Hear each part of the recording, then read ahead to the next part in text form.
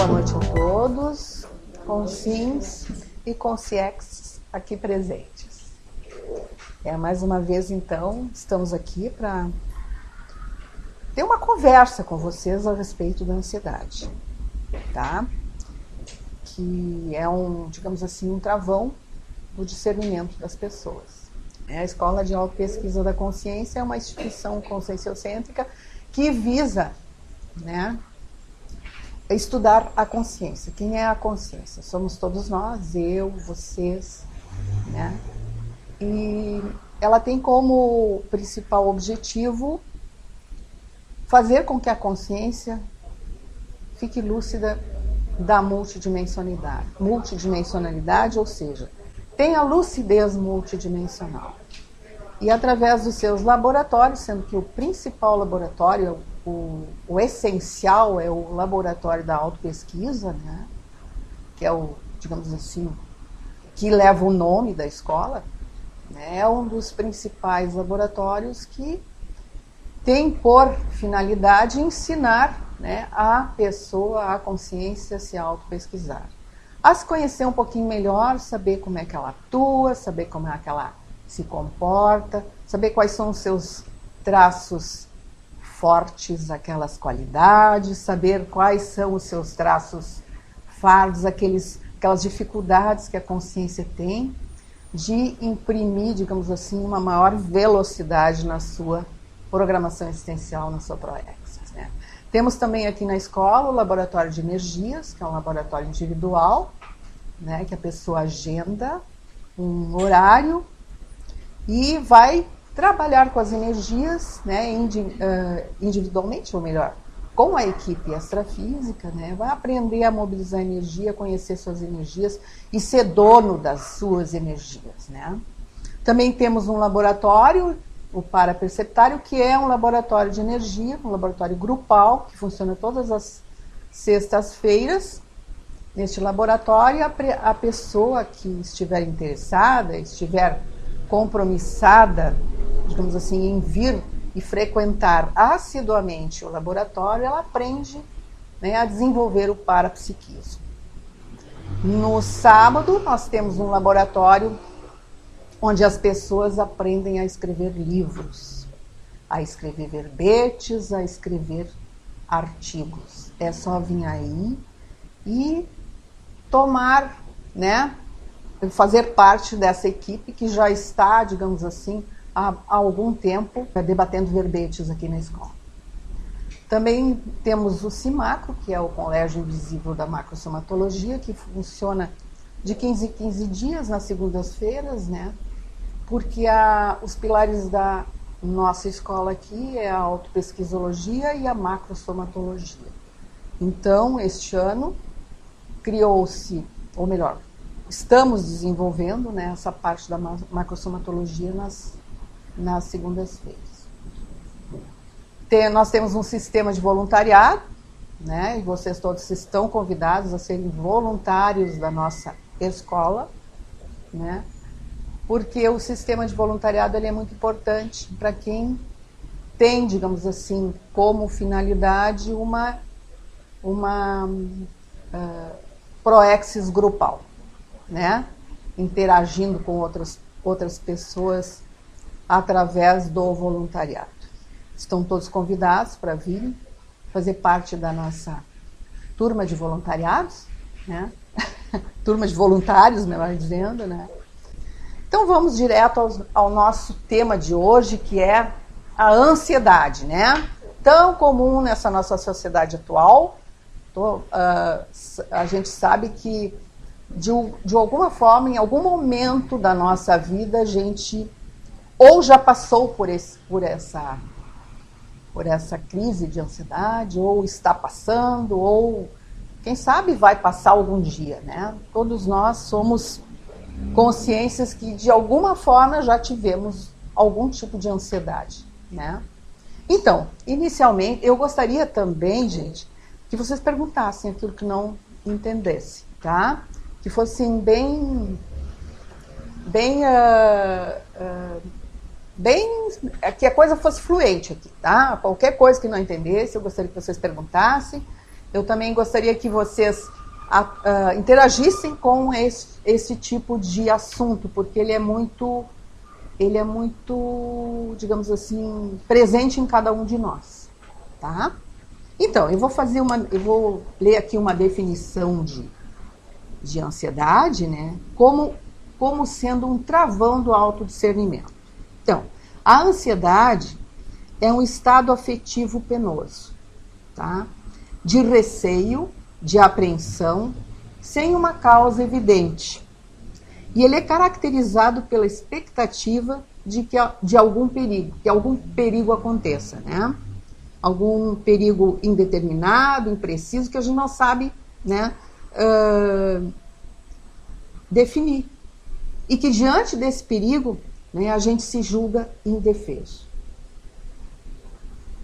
E aí ele se constitui num obstáculo, tá, num empecilho para assumir posturas e posicionamentos de maior clareza, de maior bom senso, de maior juízo crítico.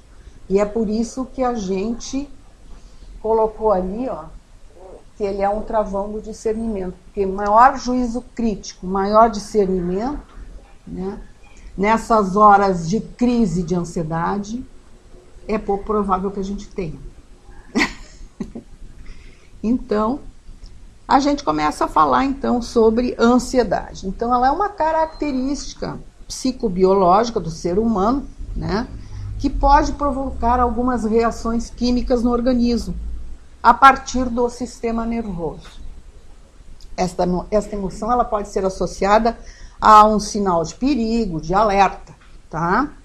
E assim o indivíduo, quando sente esse perigo, esse alerta, ele se prepara para alguma situação de defesa.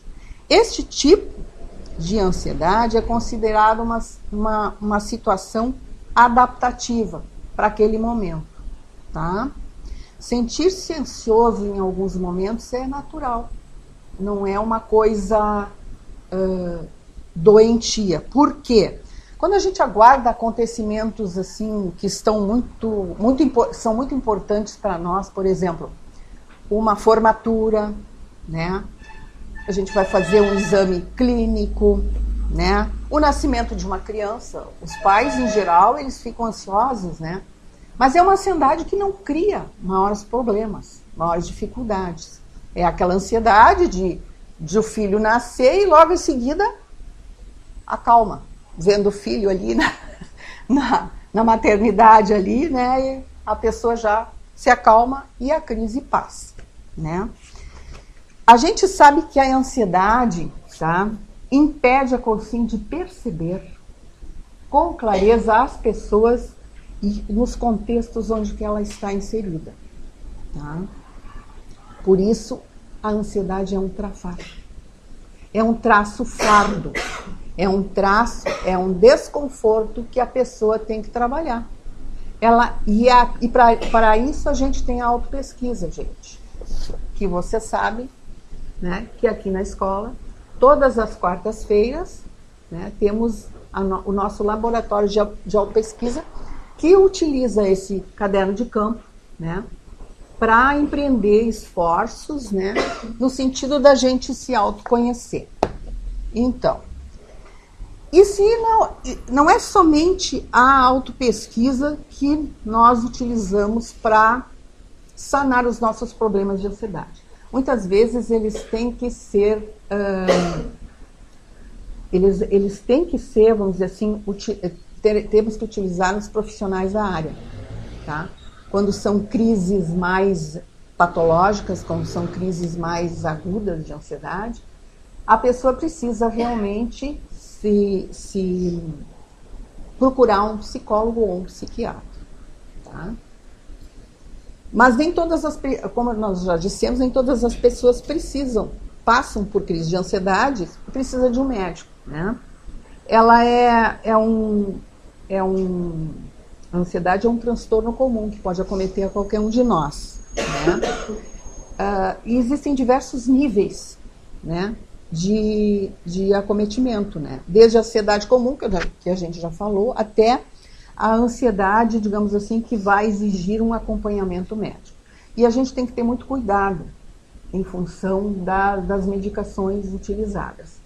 A gente não pode usar medicamentos indiscriminadamente, porque estes medicamentos podem causar dependência química, né, se utilizados de forma precipitada, causando até efeitos colaterais. Temos que ter muito cuidado, né?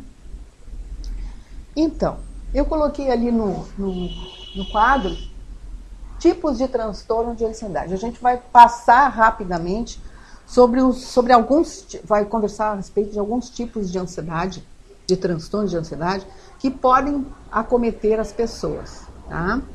Um deles, que é muito conhecido, que é o transtorno obsessivo compulsivo, o TOC, né? O que acontece? Quais são as características das crises frequentes da pessoa que tem esse tipo de transtorno? É a obsessão e a compulsão por pensamentos, por ideias, por imagens. E aquilo ali, o que acomete a pessoa? Elas ficam obcecadas por imagens, por ideias. E como é que elas fazem para minimizar esse tipo de transtorno? Elas realizam certos rituais, né, próprios. Vocês devem ter, alguém de vocês deve ter assistido o filme Melhor Impossível, com Jack Nicholson e a Helen Hunt. Pois é. Ali nós temos perfeitamente um obsessivo compulsivo, um cara que tem o TOC. Todos assistiram? Alguns de vocês assistiram. O filme é assim. Ele é um cara completamente obsessivo por limpeza e não pode... Ele lava as mãos, quando ele vai lavar as mãos, ele pega um sabonete, um sabonete, lava ali e joga o sabonete no lixo. Ele usou uma vez e já jogou o sabonete. Se ele tiver que lavar as mãos novamente, ele vai usar outro sabonete, vai usar aquele ali e vai botar no lixo. Outro tipo de ansiedade que ele tem, essa compulsividade, é na hora do almoço dele. Ele vai sempre no mesmo restaurante e é lá que ele conhece digamos assim, a partner dele no filme, né, que é a Helen Hunt. E aí ele tem a mesa, tem que sempre ser aquela, os pratos e os talheres têm que sempre estarem naquela posição, não pode mudar, a comida é sempre a mesma, tá? Se aquilo muda, ele fica completamente desorientado. São as crises do TOC, né? Do transtorno obsessivo compulsivo. Existem outros tipos de fatores que acometem as pessoas, que é, digamos assim, a obsessão por limpeza, contaminação, a sujeira, a doença também, né? E algumas crises de moralidade sexual e religiosa também estão presentes no TOC, tá? Outro transtorno que nós temos é o transtorno da ansiedade generalizada. Esse transtorno, ele caracteriza-se por uma ansiedade desproporcional aos acontecimentos, tá? É uma preocupação intensa, é um estado de apreensão constante, tá? Os sintomas, em geral, são de irritabilidade, de dificuldade de concentração, de perturbação do sono, tá? E essa situação ocorre, em geral, durante o dia, tá? E demora, assim, uns 6 meses, mais ou menos, tá? Com este transtorno. O tratamento, em geral, ele deve ser utilizado, os medicamentos, e acompanhado através de médicos, tá? Outro é a fobia social. O que vocês imaginam que seja a fobia social? É aquela pessoa, né, que não suporta, que tem pavor, tá, de contato com outras pessoas. Mas é um contato, assim, digamos, vai a um local, a uma festa, digamos assim, ela é convidada para uma festa e não quer ir, porque ela não conhece as pessoas. Então, ela tem fobia de pessoas, de encontrar pessoas novas. A gente sabe que a gente sabe que, às vezes, a gente fica insegura mesmo e até tímido de encontrar pessoas. Isso aí é normal, Mas esse tipo de fobia social é aquela pessoa que não quer realmente, ela tem pavor, ela se sente, como é que eu vou te dizer, como é que eu vou dizer aqui? Ela sente medo, né, de encontrar as pessoas. Esse tipo de transtorno, ele muitas vezes prejudica os relacionamentos, tanto profissionais como os pessoais, tá? Ele sofre antes que aconteça a coisa, entende? Ele está sofrendo antes que aconteça a exposição, porque ele vai se expor numa festa, ele vai se expor a pessoas, né? A outras pessoas que ele não conhece. Bom, temos também a agorafobia, que é o vulgo síndrome do pânico. Este também é um sintoma, digamos assim, uma síndrome que acomete pessoas com medo de saírem na rua, de andar em lugares que tenha muito movimento, né? De ir ao supermercado, elas não gostam de sair sozinhas, elas têm que ser acompanhadas, né? E por que vamos dizer assim, por que esse transtorno acontece? Elas ficam muito nervosas, muito preocupadas, porque elas ficam com medo de que alguma coisa ruim aconteça com elas. E aí não vai ter ninguém para socorrê-las, tá? A diferença do transtorno esse agorafobia para a fobia social é de que é o medo das pessoas de que alguma coisa vá acontecer de ruim, tá? Temos também a fobia específica, isso é muito normal da gente, porque caracteriza-se por um medo incontrolável de algum objeto ou alguma situação. Quem nunca teve medo de aranha? Quem nunca teve medo de barata? Tá? Quem nunca... Medo de, vamos dizer assim, de andar de avião. Medo do escuro.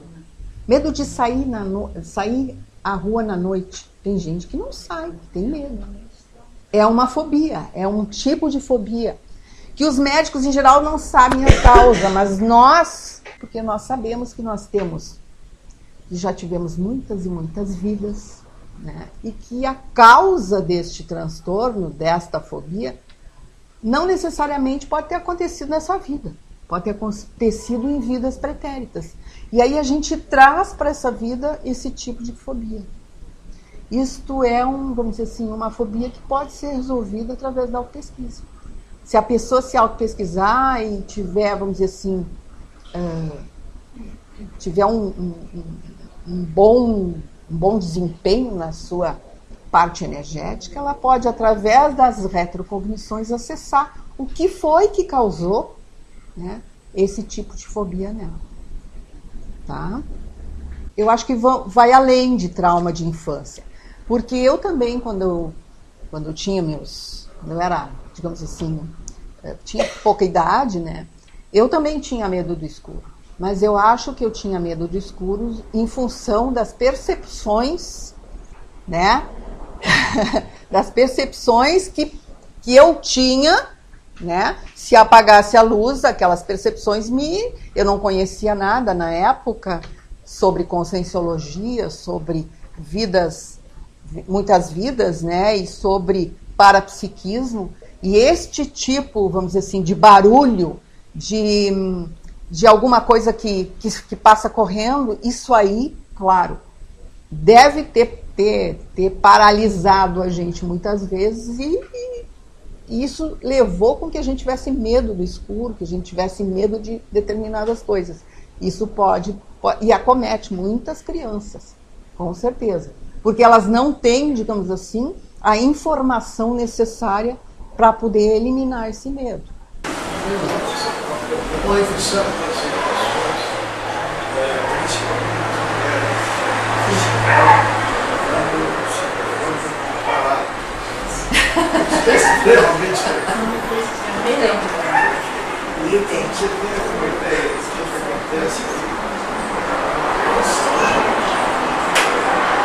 É uma fobia de bichos.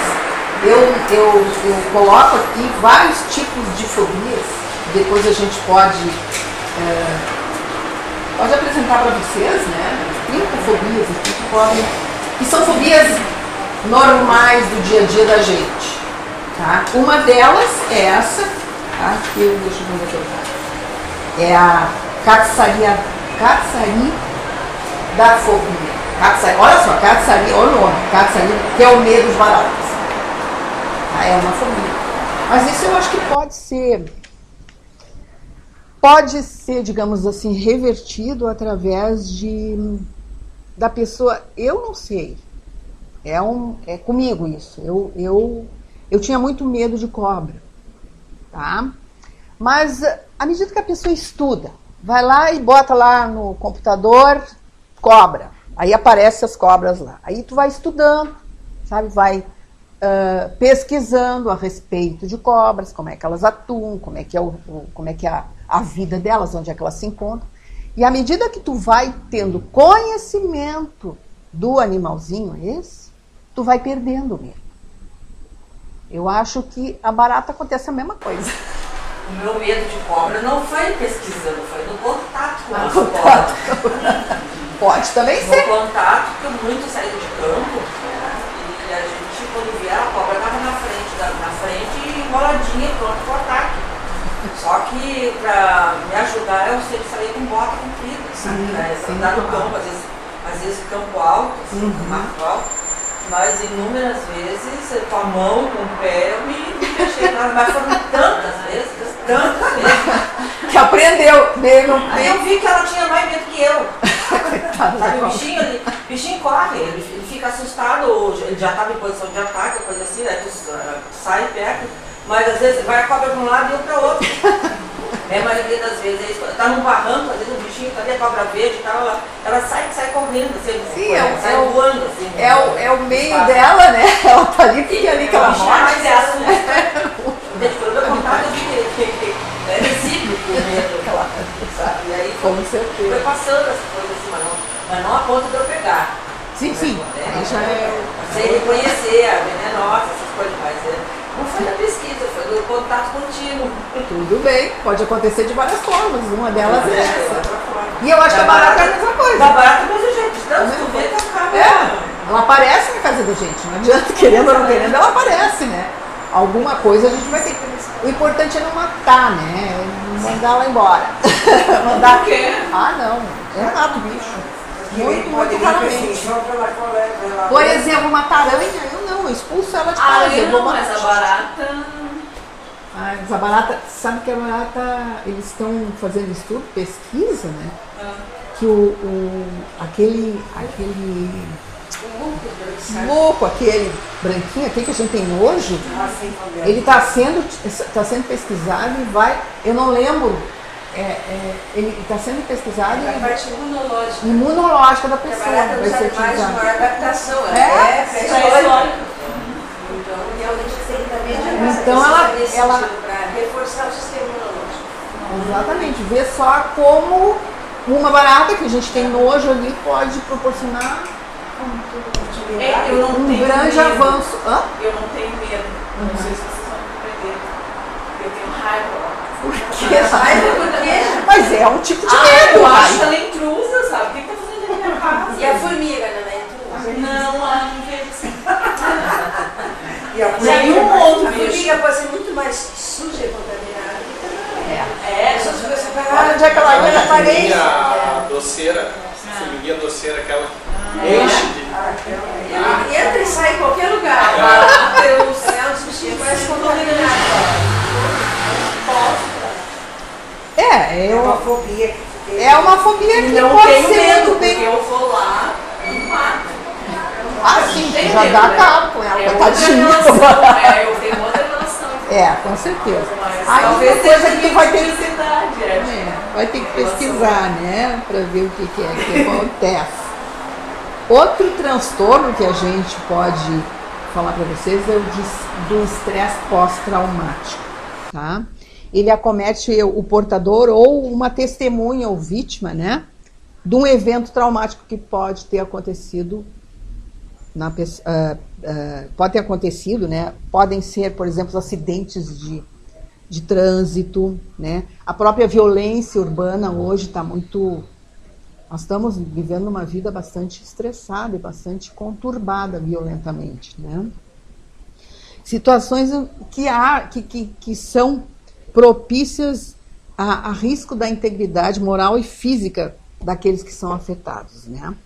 Então são os assaltos, os acidentes de trânsito, tudo que se relaciona e é considerado alto risco. Por exemplo, catástrofes. A pessoa passou por algum local onde houve um terremoto. Isso é uma catástrofe. Isso causa trauma nas pessoas, né? Então, e às vezes em lugares assim, onde muitos acidentes acontecem. Então, a gente tem que ter cuidado, a gente tem que estar com o pensamento da gente muito positivo, muito quando precisamos recorrer a um lugar desses, ou passar por um lugar desses. Porque eu vejo o seguinte, gente, não necessariamente a gente precisa passar por lugares onde às vezes são lugares estigmatizados, onde acontecem acidentes muitas e muitas vezes. Se nós tivermos que passar por ali, que o nosso pensamento esteja rígido, esteja positivo, para a gente não pegar, vamos dizer assim, a pressão daquele lugar. Tá? E a gente pode muito bem, inclusive, estar rigidamente com os nossos corpos de manifestação equilibrados, né, o nosso pensamento rígido, passar por ali e ainda, vamos dizer assim, assistir a algum acidente que tenha ocorrido ou fazer com que aquele lugar modifique, né, se torne mais positivo. Né? Acho que é importante isso aí. Né? E por último, nós temos o transtorno de ansiedade induzido por substâncias, que aí seriam a cocaína, os medicamentos, a própria bebida. Né? A bebida é causadora desses distúrbios. Por que ela causa ansiedade? Porque ela provoca fobia e pânico. Muitas vezes, quando este tipo de substância, né, assim, a pessoa sofre abstinência, aí sim, aí a crise de ansiedade, ela realmente tem um efeito bastante grande, né? Então, este tipo de transtorno deve ser procurado em médico, né, para poder sanar digamos assim, esta fobia, este pânico, né, que é causado por os transtornos de ansiedade induzidos por substâncias. Tá? Esses foram os 7, né, transtornos que eu achei mais importantes da gente colocar aqui. E agora, então, a gente vai começar a elencar aqui os sinais e sintomas de ansiedades. Vocês vão se enxergar nesses sintomas, porque eles são dos mais variados possíveis, tá? O primeiro deles que eu coloquei aqui foi a preocupação excessiva, a insegurança e o mal-estar.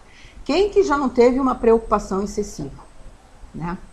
Um mal-estar, porque alguma coisa aconteceu, né? Ou crise de insegurança. Né? E esses sintomas, eles não são patológicos, assim, de precisar utilizar algum medicamento ou procurar algum médico, algum especialista na área, né? Porque através de uma alimentação equilibrada, de um sono bem feito, bem dormido, né? E uma boa dose de energia, de exercício físico, a gente pode muito bem sanar esse tipo de transtorno. Tá? Oi. A preocupação excessiva, ela seria similar à ruminação, pensamento? Pode acontecer, né? Porque tu fica aí tu chega ao aquela a preocupação, sempre a mesma coisa. Aí já não é mais um transtorno que tu vai, vamos dizer assim, eliminar com esses tipos de estimulações, né? Aí tu vai ter que, acho que ir mais fundo. Uma autopesquisa aí, eu acho que é bem importante. Porque aí é um sintoma que vem recorrente, né? Ele vem sempre. Vai ter que descobrir de onde é que vem isso aí, por que isso acontece. Aí é autopesquisa. Né? Outro sim.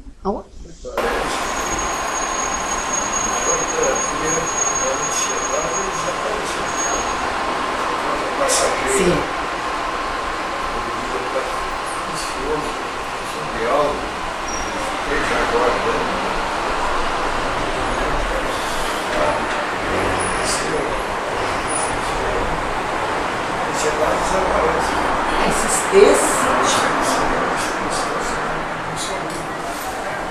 Mas eu acho que nunca insônia. Ansiedade é uma coisa que acontece na vida da gente. A gente querendo ou não, ela acontece. Às vezes, é como eu disse, às vezes ela acontece na infância e se manifesta de uma forma muito maior depois, né? Na adolescência e na idade adulta. Mas isso também pode ter acontecido em vidas passadas. E aí a gente vai ter que, digamos assim, aprofundar na nossa autopesquisa para saber por que isso acontece com a gente. Eu acho que ele está colocando, será que está colocando alguma coisa bem pontual. Gente, a pessoa teve uma situação tal em que aquela situação, por exemplo, de enfermidade, por exemplo, mais grave, criou um trauma, enquanto não vê a resposta de que não tem nada, um diagnóstico de saúde, a pessoa está, no que vem a calma e sai a ansiedade.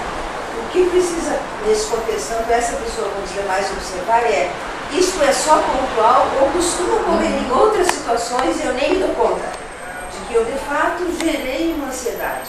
Né, que você vai abordar aí os sinais, sintomas e tudo mais, acho que é mais claro para as pessoas poderem se autoavaliar, porque às vezes a pessoa nem sequer percebeu que está ansiosa, nem se deu conta que ela está com esses sintomas e sinais. Isso que eu acho que é importante descobrir.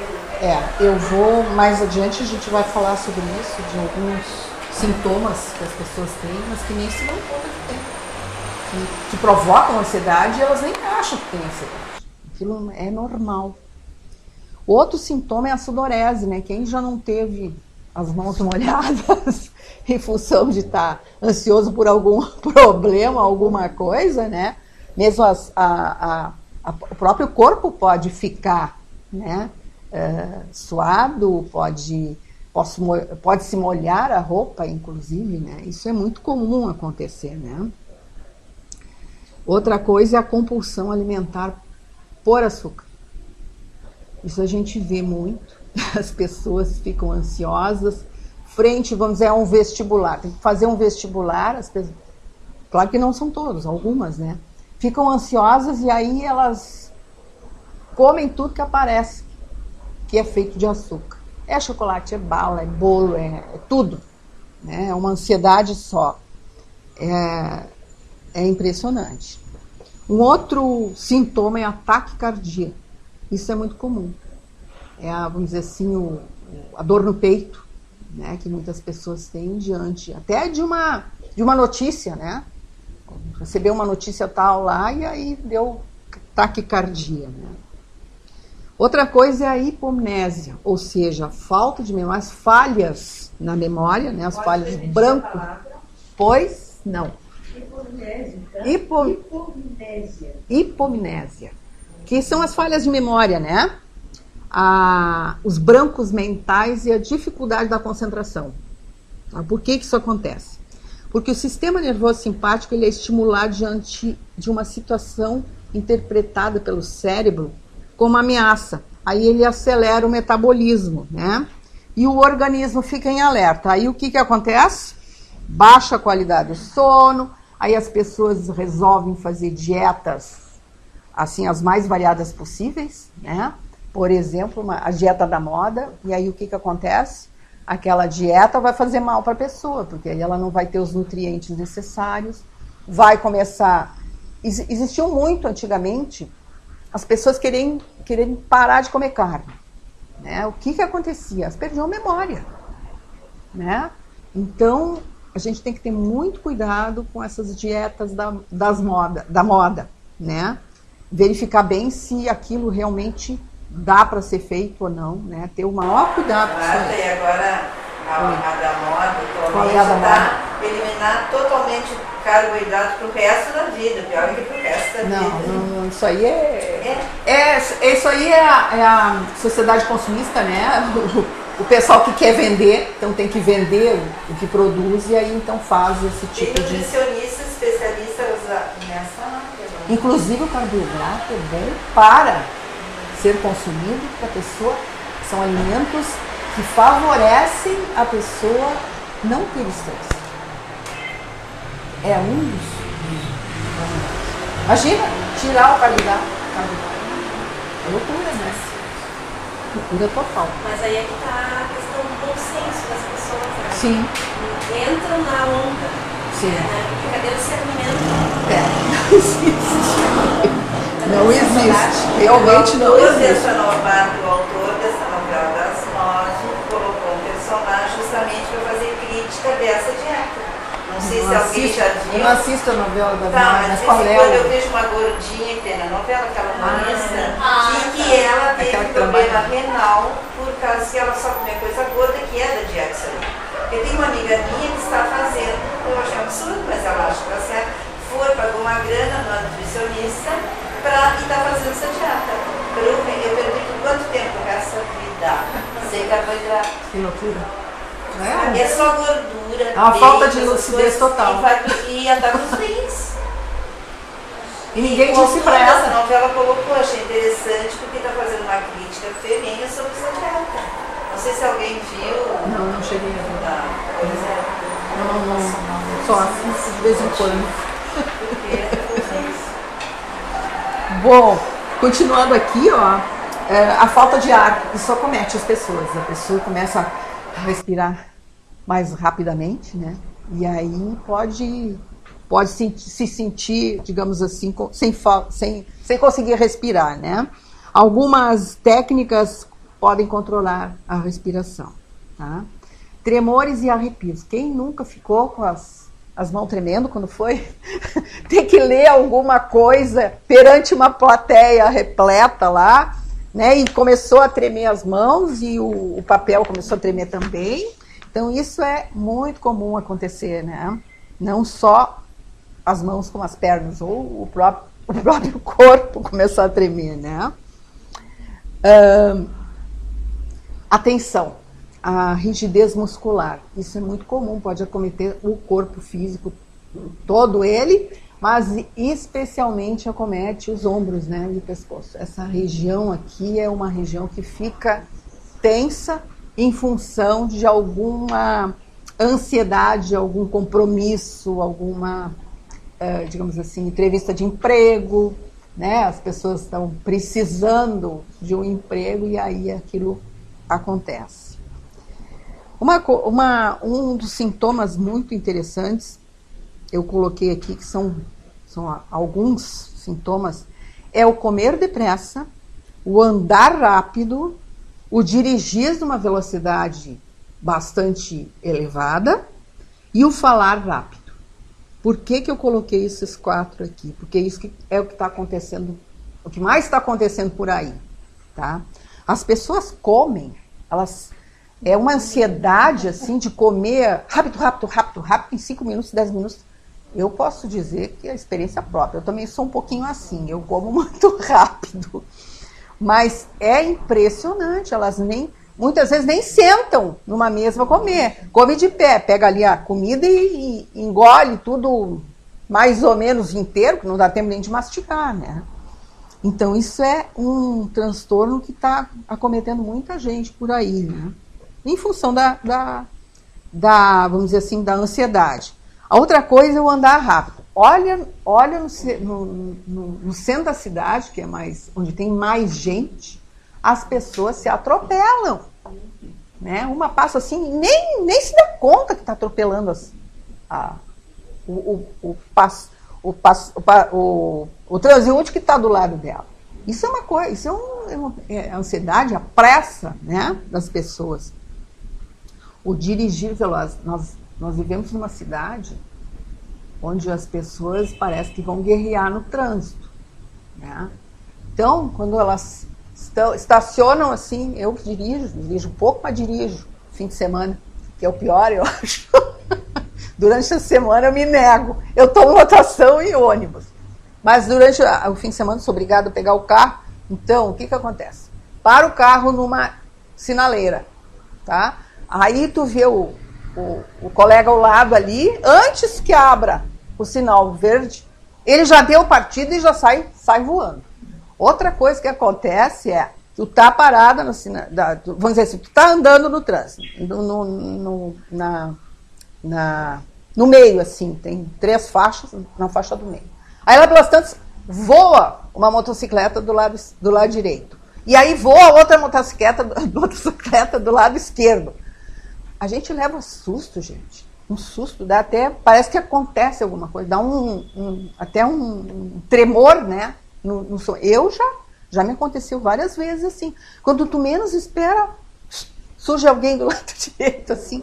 Às vezes nem espaço tem direito para passar, sabe? Porque tem um outro carro do lado, mas aquilo voa. Então isso aí é uma ansiedade incrível, principalmente desses motoboys que precisam, eles têm horário, né? Eles têm que entregar as coisas, então é um horror, né? O falar rápido. Tem pessoas que falam, não param de falar. Olha a ansiedade. Não sabe nem o que estão falando direito. As palavras se atropelam e vai é um desenlear de coisas que... E o que está acontecendo? Elas estão consumindo a tua energia. Né? Porque estão carentes energeticamente e aquele falar absorve toda a energia e ela fica bem, aí ela vai embora. Mas tem uma coisa que ou então assim, apressar, e eu estou falando de mim, que eu começo assim, uma autoavaliação, né? Apressar, fala do outro. Fala de uma vez, para eu entender, para encaminhar, para resolver, para seguir adiante, né? Da pessoa quer falar do seu jeito, ao seu tempo, da sua forma, né? Tudo bem que essas pessoas são detalhistas ou prolixas, eu mesma sou, né? De repente me espelho no outro, né? Tá, mas e aí? Vamos lá, né? Forte respeito, né? Claro que é. E às vezes assim, em nome de atingir um resultado mesmo, que eu acho que é a mesma coisa do andar, né? Ah, não, rápido, eu tenho pressa. Resolvo, eu acho que a pressa na sociedade hoje ela está muito ligada a uma ideia vamos ver se me faz entender, de eficiência, né? Sabe? Ah, não, eu acho nem resolvi, não sei o quê. Nem tanto, porque... Mas para as pessoas que estão nessa pressa, eu tenho pensado, eu tenho refletido muito a respeito disso, né? Então eu acho que o que vai, assim, na cabeça, não, já fui, já encaminhei, já resolvi, então tá, rapidinho, sabe? Essa coisa... Elas têm consequências. Sim, com certeza, mas é que eu imagino assim que a pessoa, né, ela não se deu conta ainda de que está no caminho errado. Ela, naquele momento, ela está convencida de que ela está certa, né? De que ela está indo pelo caminho da eficiência dentro daquela ideia da pressa. Talvez seja a questão do tempo, né? Otimizando, sente como se estivesse otimizando, né? Mas às vezes ele fez naquela ansiedade. Nós vamos entrar nesse tema aí. A ansiedade moderna, ela sempre parece que um jovem. Você não vê um jovem, mas que você não tem o que fazer, quer dizer, não tem. Ele sempre tem o celular na sua frente. Você não entender o que eles fazem. É que no celular tem jogo, tem uma série de...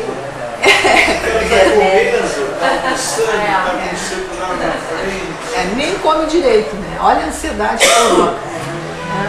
É bem difícil mesmo. Bem difícil. Bom, outra coisa é o workaholismo, ou seja, a pessoa que preenche o seu dia com trabalho. Mas não é só o trabalho profissional, gente. É o trabalho em casa, é o trabalho com os filhos, vamos dizer assim, aquele tempo, ele é preenchido com trabalho, não importa qual seja, né? Mas principalmente essas pessoas não têm tempo para elas próprias, ou seja, elas estão tão ansiosas que elas não se veem, elas não se olham, né? Então, tudo o que elas fazem é externo a elas. Elas se preocupam com aquilo que é externo a elas, né? Aí o sono fica atrasado, né? Porque ela não pode, ela tem muita atividade, ela não pode dormir muito, né? Então essas pessoas, a preocupação delas demasiada em estar sempre fazendo as coisas externamente, né, faz com que elas não priorizem o autoenfrentamento, né, e elas muitas vezes nem sabem que estão ansiosas, mas o próprio jeito, a atitude de atuar é vamos dizer assim, é um sintoma de ansiedade, né? Voltamos à alimentação, agora a alimentação demasiada ou aquela deficitária. Tá? Quem come muito, em geral, é porque tem transtorno de ansiedade. Né? Aí criam-se os obesos, né? Aquelas pessoas que comem, aí ficam com um barrigão desse tamanho, principalmente a gente vê muito homem, né? As barrigas desse tamanho assim, né? Lá pelas tantas vai ter um problema de cardíaco, porque é o que mais dá, né? E não dura muito, em geral, né? Logo dessoma. E a deficitária também, aquela pessoa que se acha gorda e que não está gorda e que não come, que não se alimenta. Aí causam doenças, né? A anorexia é uma delas que está aí, que a gente sabe que acontece, né? Outro probleminha gravíssimo, né, de sintoma de ansiedade é a desorganização. Por que a desorganização? Vocês têm ideia por que a desorganização é um sintoma de ansiedade? Porque, minha gente, ela desestabiliza a pessoa emocionalmente com muita facilidade. Por quê? Se eu sou uma pessoa organizada, mesmo que eu tenha uma agenda, digamos assim, tá lá todos os meus compromissos, só que tem tanto compromisso que eu não consigo passar todos eles durante o dia. Então aí eu me atraso, aí eu tenho um compromisso lá no médico, eu já saio atrasada, então eu vou correndo, pego o carro, saio correndo, vou lá. Nesse meio tempo pode até causar esse tipo de sintoma, usamos a desorganização, ela pode causar acidentes de percurso, porque a pessoa está tão envolvida naquilo que ela tem que fazer que ela não se dá conta. Quando se atrasa e sai correndo para cá, sai correndo para lá, e causa sim acidentes de percurso. Tá? Então a gente tem que tomar muito cuidado com os nossos compromissos, porque a pessoa desorganizada, em geral, ela é impontual. Ela não é pontual nos seus compromissos, na sua agenda, né? E muitas vezes ela deixa de cumprir aquilo que ela agendou, né? E a gente sabe que isso o não cumprimento de coisas que a gente, digamos assim, acertou com outras pessoas é muito anticosmoético, né? A gente tem que, se eu me comprometi em fazer determinada coisa, né? Outra pessoa estará esperando e eu não faço, eu piso na cosmoética, tá, gente? Aqui eu coloquei a síndrome da pressa como um sintoma, porque realmente é um sintoma muito forte. As pessoas estão apressadas, precipitadas, afobadas, assodadas, né? E aonde é que isso vai refletir? No nosso holossoma, nos nossos corpos de manifestação da consciência. Tu é nova aqui ou tu já assistisse alguma palestra conosco? Já assistiu? Ah, não, tudo bem. Mas tu sabe o que é o holossoma? Ou queres que eu novamente explique? Mais fácil. Temos aqui uma pessoa nova, é a senhora nova. O que é o holossoma? O holossoma se compõe de nossos corpos de manifestação. A consciência que somos nós, nos manifestamos através do nosso holossoma, que é o nosso corpo físico, que é esse que a gente vê, que está aqui, que todos nós aqui conseguimos enxergar, o nosso energossoma, que é o corpo das energias, né? O psicossoma, que é o corpo das emoções, dos sentimentos, tá? E o mentalsoma, que é o nosso corpo da racionalidade. E todos esses corpos, né, nós chamamos de holossoma. Eles compõem o nosso holossoma, tá? E este holossoma, ele é prejudicado quando a pessoa tem muita pressa.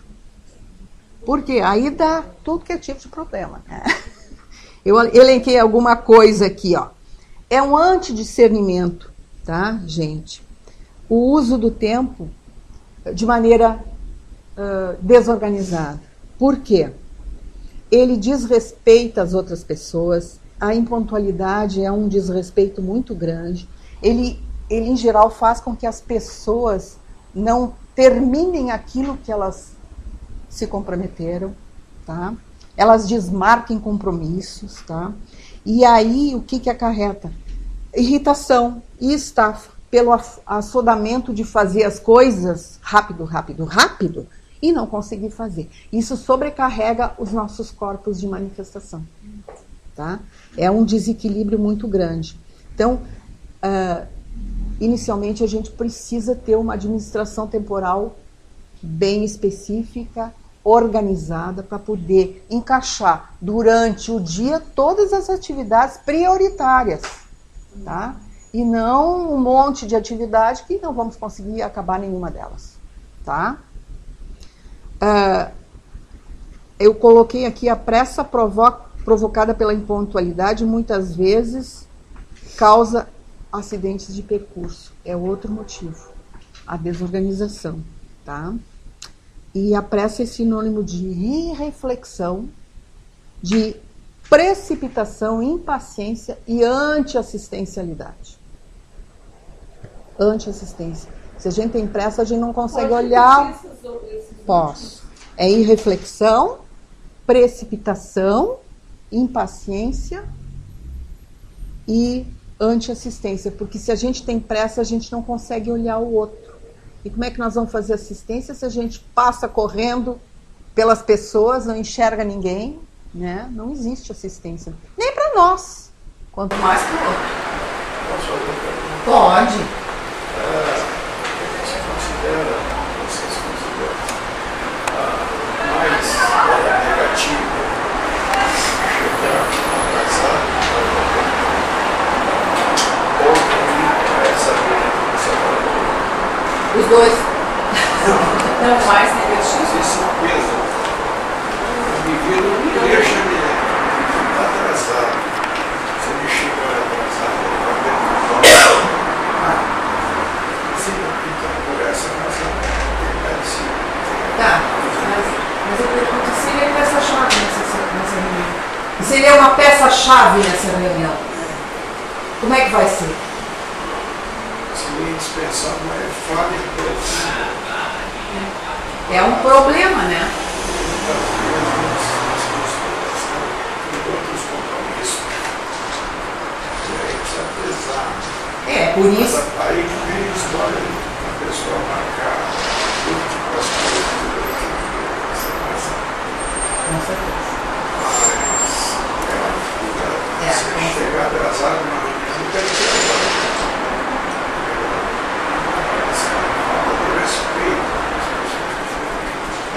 Toda a impontualidade e a falta de respeito consigo e com as outras pessoas que nos falam. A dificuldade é quando isso fica habitual e quase natural. Pessoas que adquirem aquele hábito de chegar atrasados e acham até natural. Aí que realmente fica um trabalho para ser bastante pesquisado. Uma situação extra, aí tudo bem. Mas eu concordo com a Marta que a gente tem que ser avaliado. Às vezes aquela pessoa ela é prioritária naquele ponto. E se ela não vai, ela deixa um rastro ali muito grande em relação àquele trabalho. Ela terá que, às vezes, não teve jeito, se mesmo, ela terá que ir, mesmo que chegue mais tarde. Não devemos adquirir este hábito da impontualidade. Os amparadores não se atrasam nunca. Exatamente. Não existe atraso multidimensional. Qualquer, vamos dizer assim, compromisso que a gente promova, né, numa instituição conscienciocêntrica, os amparadores vão estar ali na hora certa. Eles não vão se atrasar. Jamais se atrasam. Mas a minha ansiedade é isso. Antigamente eu me atrasava. Aí depois, ficando mais madura, eu quero sempre chegar um pouco antes. Mas é o ideal. O ideal é chegar um pouco antes. Aí eu sempre faço, eu fico ansiosa porque que eu tenho que fazer tudo que eu preciso, mas eu tenho que chegar um pouco antes. Aí vai ter que trabalhar isso, mas é o ideal. O ideal seria sempre chegar um pouco antes nos compromissos que a gente tem. Eu, por exemplo, sou uma pessoa assim, eu atuo dessa forma. Eu tenho uma área germânica aqui, minha descendência. Eu não suporto chegar atrasada em compromisso nenhum. Até demais, eu acho que eu sou meio ansiosa nesse tipo de comportamento, entendeu? Mas eu tenho que estar sempre antes. Sempre antes. E até é bom porque se prepara o ambiente. Sim, a gente fica bem. Entende? Mas assim, a minha filha, ela fala que inferno sair com você, porque você está sempre apressando a gente, porque ela é bem lenta. E ela acha horrível quando tem que sair comigo porque tem horário. Porque aí eu fico apressando ela. Aí eu fico tentando me corrigir, aí por isso que eu vim para hoje, porque eu queria ver se tem alguma forma de a gente racionalizar isso. Você precisa, em primeiro lugar, na sua questão, é verificar o seu planejamento de forma tal que você consiga chegar no horário sem estresse. Sim, mas aí o meu eu consigo. Mas aí o outro terá que resolver por sua conta. Mas você não pode ser conivente com a dificuldade do outro. Você se planeja, se organiza, eu tenho que estar às 8 horas, 7h30 eu tenho que estar na palestra. Então eu vou me organizar de forma tal que eu consiga estar lá, já que a palestra para mim é uma prioridade. Então começa pela análise das prioridades. Às vezes nós temos uma lista de situações que não são prioritárias. Porém, a primeira prioridade tem que ser atendida, e assim nós vamos caminhando. Agora, se você está pronto para chegar no horário, mas alguém que vem junto não está, a responsabilidade não é sua. Até logo, estou saindo. Aí eu tenho que sair e deixar. Até porque a forma de você orientar e ensinar o outro a ser pontual. Senão você compactua contra a falha dele, com a dificuldade da outra pessoa. Não deveríamos fazer isso. Hoje eu cheguei atrasada porque eu tinha uma prova de espanhol e atrasou a prova. Eu queria tanto vir para ver e cheguei correndo. Mas foi uma exceção. Falar assim anteriormente, eventualmente é tolerável. Sim.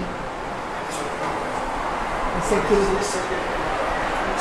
pontualmente atrasado. É certo que ele não tivesse. Tem. Fica sentado numa poltrona, vendo televisão. Tem pessoas que acham que é mais do que natural, que acham bonito, certo, né? Se atrasar. Chique. Eu sei, chique, se atrasar. Tá, um outro sintoma aqui, fechando essa parte dos sintomas, é o autoassédio e o heterassédio, tá? Quando a gente está desequilibrado, quando a gente está ansioso, a gente está desequilibrado emocionalmente. E aí, o que a gente faz? A gente abre as portas para o autoassédio, né? E aí, os nossos sentimentos e as nossas emoções que estão sendo manifestadas ali se afinizam com os nossos companheiros evolutivos que já foram, que estão ali, né?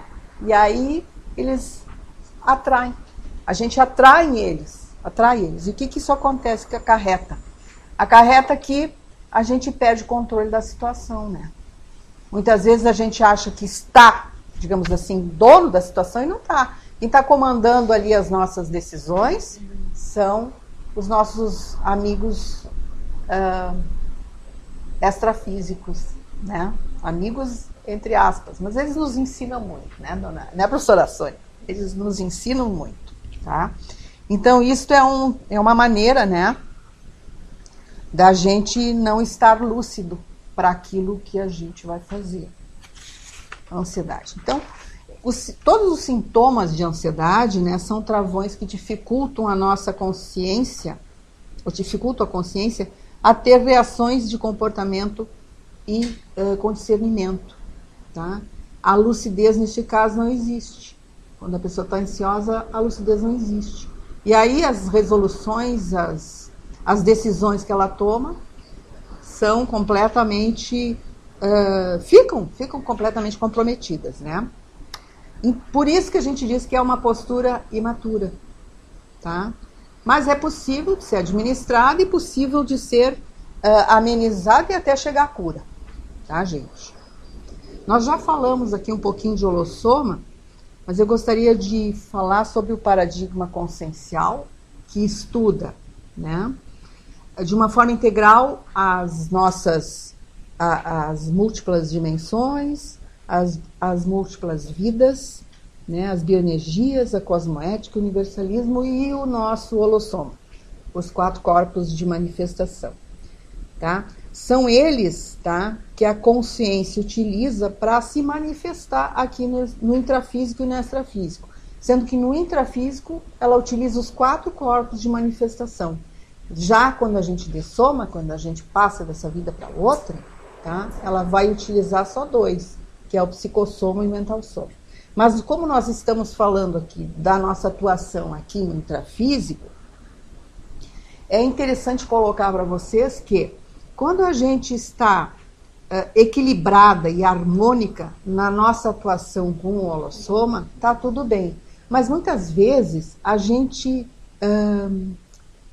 estamos em saúde consciencial, tá? Mas quando a gente, vamos dizer assim, atua às vezes no dia a dia, um deles predomina, um desses corpos predomina. Por exemplo, a emoção. Tem dias que a gente está assim, que só a emoção predominou. Tudo bem, não tem problema. Mas se isso, vamos dizer assim, perdurar, se é só a emoção que vai, digamos assim, atuar, né? Aí já é uma coisa patológica, já é uma coisa que nós temos que rever, nós temos que fazer uma pesquisa mais profunda para ver por que a emoção ela está tão, né, como é que eu vou dizer, agora me fugiu o termo, mas ela está tão assim aflorada. Isso, obrigada, isso mesmo que eu queria dizer, tá? Então a ansiedade é um distúrbio, é uma perturbação que se manifesta e afeta o nosso holossoma, ou seja, os nossos 4 veículos de manifestação. Como eu já tinha anteriormente falado dos principais sintomas, eu vou simplesmente fazer uma associação aqui para vocês terem, digamos assim, um maior conhecimento, tá? De como é que esses sintomas atuam em cada corpo. Por exemplo, no soma, o que nós, quais são os sintomas que a gente sente no corpo? É a taquicardia, é a sudorese, é a própria doença da anorexia, né? Porque ela deixa a gente bem fininha, elegante demais, né? Como eu digo. O energossoma são as defasagens energéticas, é o assédio, né? No psicossoma, o que é? Quais são os sintomas? É o nervosismo, é a angústia, o medo, é a preocupação excessiva. E no mentalsoma são as falhas de memória, as perdas de concentração e a redução do discernimento e da lucidez, né? E como que a gente vai fazer para restabelecer, para dar um equilíbrio nos nossos corpos de manifestação? A gente tem aqui várias, ali ó, saúde consciente. Qual é a profilaxia que nós vamos fazer, tá? Vamos começar então pelo soma, o nosso corpo mais visível aqui, o corpo físico. Como é que a gente, vamos dizer assim, pode minorizar os sintomas da ansiedade?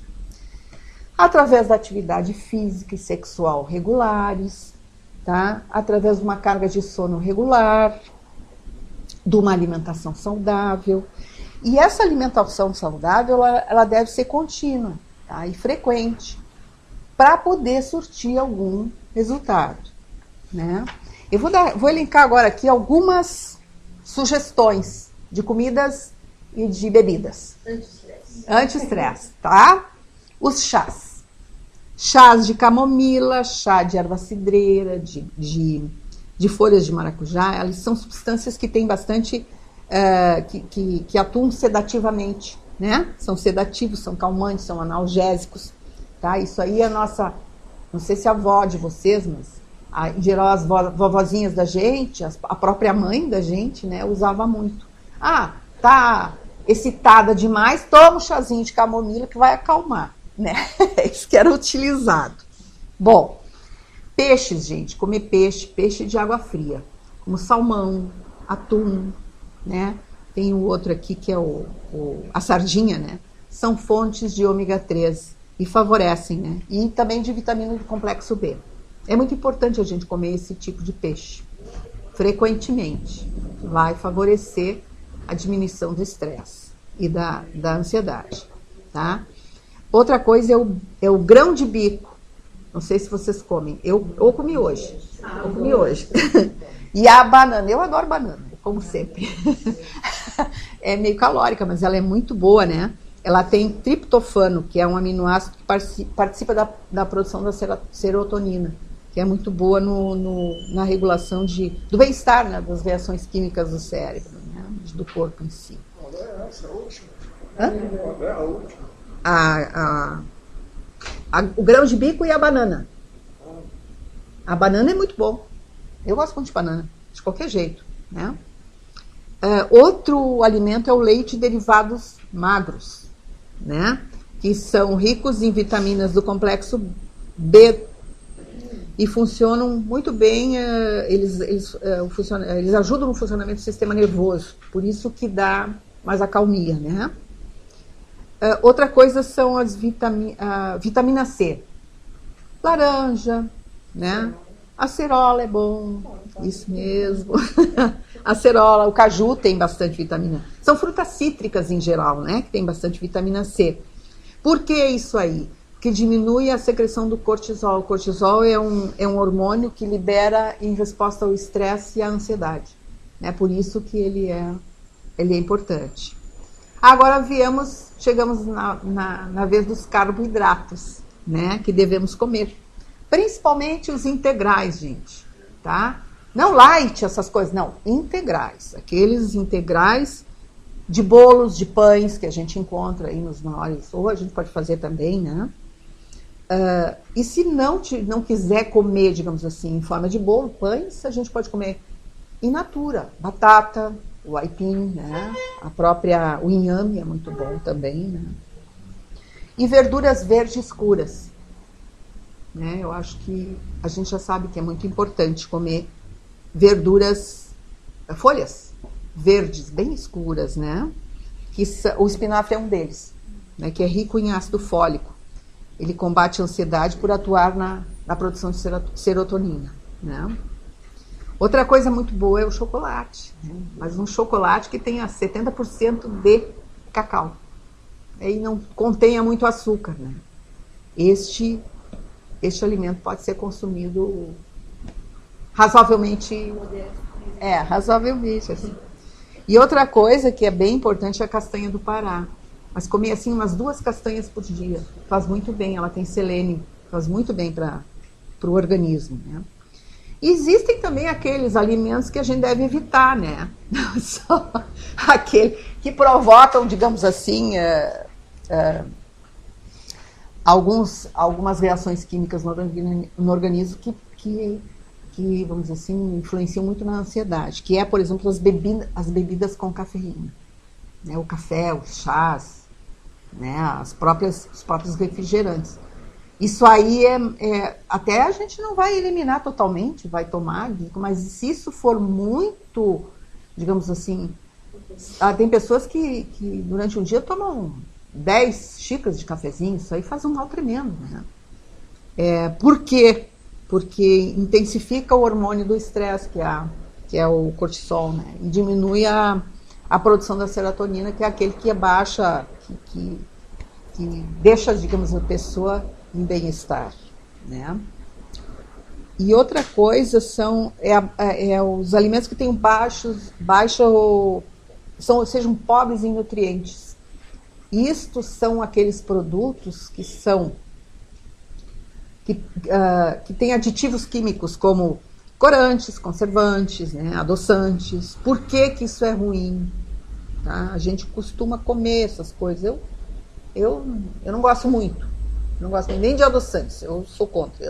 Aliás, eu não tomo líquido com açúcar. O meu café é sem açúcar. E outras bebidas mais, né?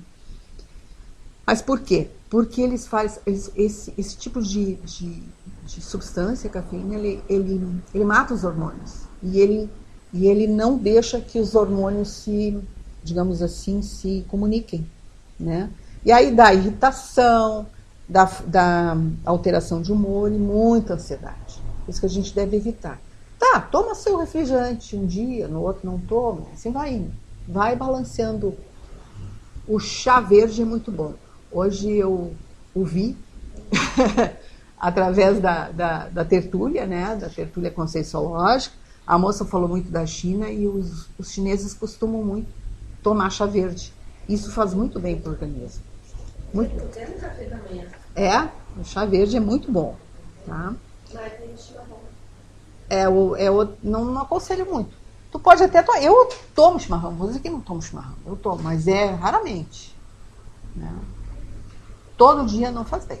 Ele tem cafeína, ele possui cafeína. Então. Tem que ter muito cuidado com a temperatura. As problemas de esôfago. Pode dar câncer de esôfago, doenças mais sérias por causa da temperatura muito alta. O chá verde é interessante. Chá verde. O chá verde é um elemento que traz uma defesa. Também. Interessante. Já teve.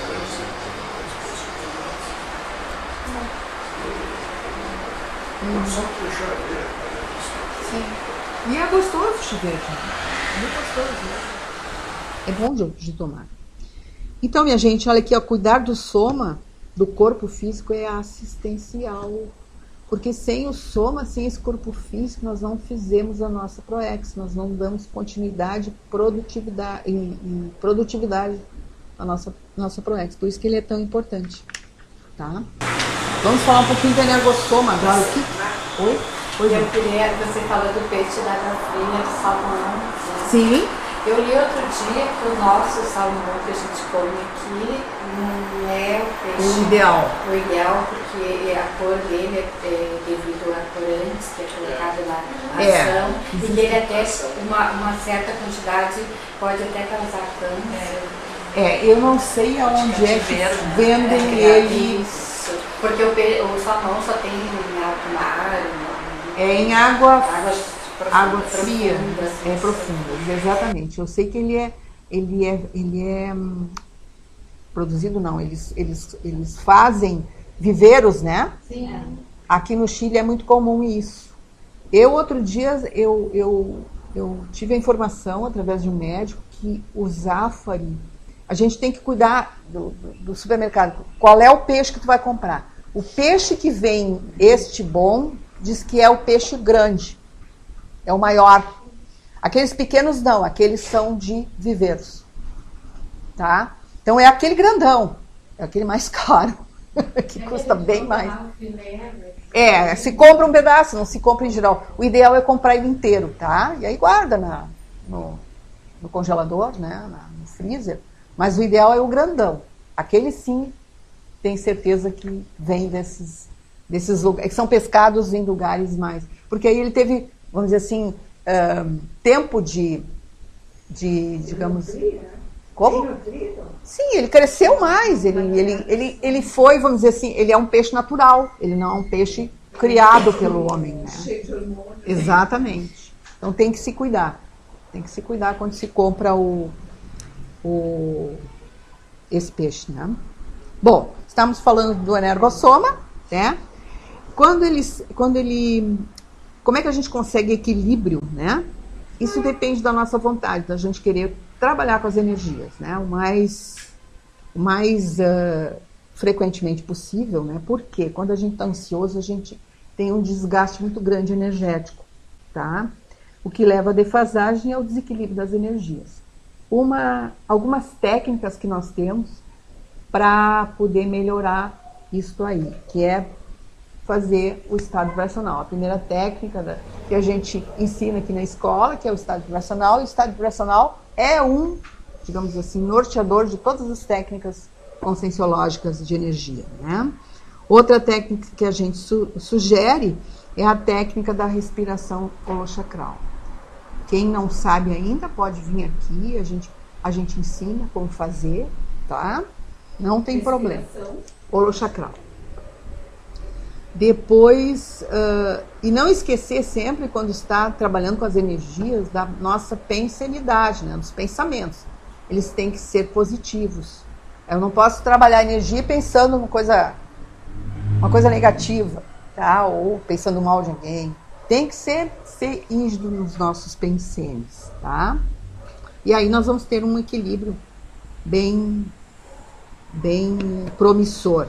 Nós temos laboratórios aqui, o laboratório que eu já comentei no início da palestra, o laboratório de energia, pode ser agendado, onde a pessoa malha bastante as energias, né? E o paraperceptário, que é o laboratório grupal de energia, que também está dando um resultado muito bom, as pessoas que estão fazendo estão gostando muito, né? E aí a pessoa vai aprender a desenvolver o seu parapsiquismo, tá? Com relação ao psicossoma, para equilibrar as emoções, a gente sugere a técnica da imobilidade física vígil. Esta técnica, ela não necessariamente precisa ser feita num laboratório específico, a gente pode fazer em casa. Também podemos dar, digamos assim, como ela pode ser feita, tá? E ela não pode ser feita uma única vez, ela tem que ter uma sequência. Imobilidade física vígil. Vígil. Por que ela é interessante? Porque ela vai... Vígil, acordada, tá? Porque ela vai proporcionar a estabilidade psicossomática e a estabilidade da psicomotricidade. Pessoa que é muito ativa, tá? Tá sempre se mexendo, ela vai conseguir parar, porque ela vai precisar ficar 3 horas, né, olhando para a parede branca, sem se mexer. Este é o laboratório da imobilidade física vígil. Pode começar com menos? Não, tem que ser 3 horas. Tem que ser 3 horas. Então tu vai concentrar a tua... Parece muita informação da própria pessoa. É muito interessante. Vale a pena. Eu já fiz esse laboratório em casa. Tem que começar com 3 horas. Sim. Ficar sem se mexer. Sem se mexer, né? E não pode fechar os olhos, tem que deixar os olhos abertos. As pessoas estão se mexendo, mas a técnica é para ficar as 3 horas. Quem não consegue, retoma e vai indo para o máximo. Até conseguir. Mas se ouça nessa hora, se observe, é muito importante. E aí o olho reto na parede branca. Aí tu senta numa poltrona confortável, fica ali, né, numa posição que tu vê que não vai. Se tu sentir qualquer coceira, não pode coçar. Não pode coçar, tem que ficar parada ali quietinha. Mas consegue. É muito bom, esse é um laboratório de... E aí eu só observo de pessoa que tem isso. Sim, tem que estar ali, né? Você te observando, você vai ver que vem muita informação.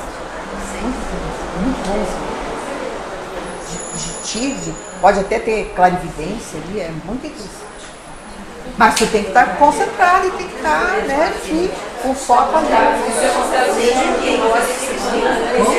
É o ideal, uma vez por semana é o ideal. É o ideal, porque aí tu vai crescendo, né?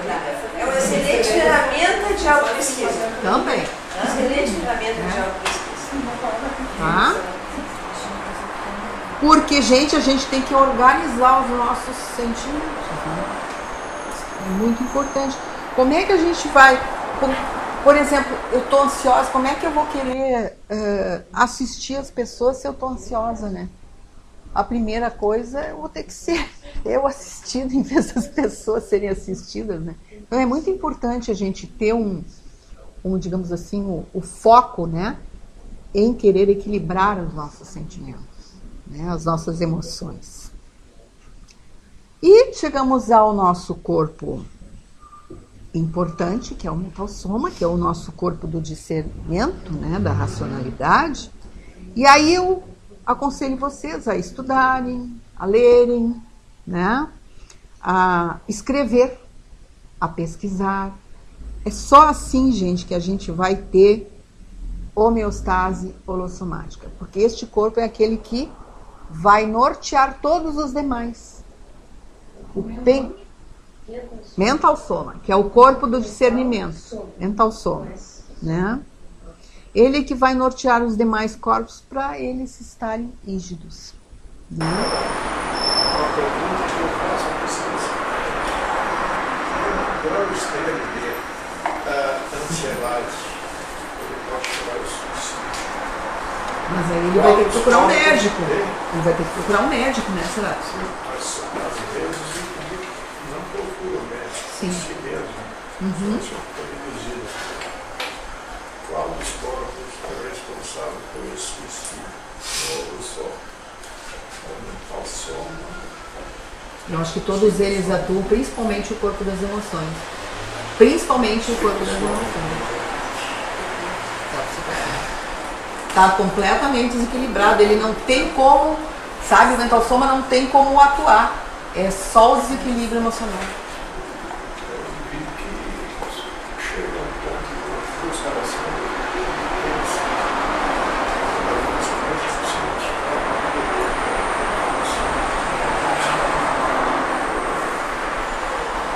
Mas ele pode trocar, né? Ele pode querer outras coisas. Tem tanta coisa que a gente pode fazer na vida. Não necessariamente aquilo que ele fazia. Por exemplo, quando a pessoa se aposenta, ela tem tanta coisa. Eu me aposentei faz o quê? Um ano e pouco. Eu tenho mais coisas para fazer agora que antes. É impressionante. Eu faço muito mais agora do que antes. Né? É só querer. Eu acho que eu estou mais viva, até mais atuante agora do que anteriormente, quando eu trabalhava 8 horas por dia. O problema do indivíduo que chega a esse ponto é que ele se fecha. Ele está precisando. Auxílio maior. Ele precisa de um auxílio maior, com certeza, de uma pesquisa profunda, mas isso bem antes, né, dele chegar até esse ponto, né? Gente, existem algumas terapias alternativas que podem ajudar também a pessoa a minimizar este distúrbio, como, por exemplo, a homeopatia, né? O pilates, a yoga, né? A massoterapia, a acupuntura, né? O tico... Aí a terapia ocupacional, tá? Eu elenquei aqui agora algumas fobias, né? Que eu já tinha comentado anteriormente, umas fobias que podem, que é um medo exagerado, assim, uma falta de tolerância a alguma coisa, né? Eu elenquei 30 fobias aqui. Eu acho que eu escolhi algumas para falar para vocês, tá? Se vocês quiserem depois, eu posso passar isso aqui para vocês. Eu achei muito interessante a ulofobia. O que é a ulofobia? É o medo de se queixar, de se lamentar, de dar dor, do desgosto, da aflição. Eu achei isso aqui o máximo. Ulofobia. E ulo é queixa, é desgosto, é aflição, né? U-L-O, tá? A pessoa tem medo de fazer isso. Tem medo que isso aconteça com ela. A queixa, com a dor, com a, né? Os queixumes, né? Ela não gosta disso. A ontofobia, que é o medo de flores. Essa eu achei o máximo. Ontofobia, medo de flores. Das pétalas, sabe? Da flor em si. A catagelofobia, que é o medo do ridículo. A catsaridofobia, que é o medo de baratas, né? Eu coloquei aqui a agiofobia, que é o medo de santos. A oclofobia, que é o medo de multidões. A teofobia, que é o medo de Deus. E a xilofobia, que é o medo de objetos de madeira ou florestas. Essa eu achei o máximo também. Não sabia que existia isso, mas existe. Existem outras aqui, a claustrofobia, que todo mundo conhece, a nosofobia, que é o medo de determinadas doenças, né? E tem 30 aqui nomeados, tá? Se vocês quiserem, depois eu posso passar para vocês. E eu gostaria de saber se vocês têm alguma pergunta, né? Nós já passamos da hora, já estamos em 9 horas e 15 minutos, a nossa palestra deveria terminar às 9 horas.